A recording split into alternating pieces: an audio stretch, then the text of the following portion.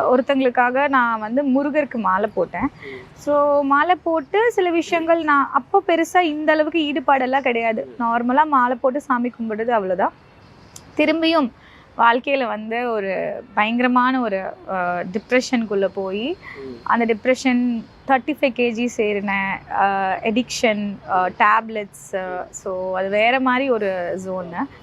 அந்த டைமில் நான் கம்ப்ளீட்டாக எதுவுமே இல்லாமல் தான் இருந்தேன். ஒரு 2 years 3 years திரும்பியும் பாபா இல்லாமல் அந்த ஜோன் போயிட்டு கடவுளை நம்பாமல் அந்த மாதிரி ஒரு ஜோனில் இருந்தேன். ரேண்டமாக நான் ஊட்டியில் இருக்கிறப்ப வந்து அங்கே வந்து ஏல்கில் முருகன் கோயில் ஒன்று இருக்குது.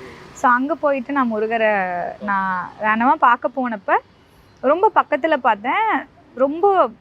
ரொம்ப அழகாக இருந்தார். ஒரு 3 years நின்று அப்படியே பார்த்துட்டே இருந்தேன். என்ன கனெக்ட் ஆச்சுன்னெலாம் தெரில. நான் அடுத்த நாளே வந்து மாலை போட்டேன். ஸோ மாலை போட்டு ரேண்டமாக வந்து நான் அன்றைக்கி தான் ஒரு படம் பார்த்தேன், அருணகிரிநாதர் பற்றி ஒரு படம்.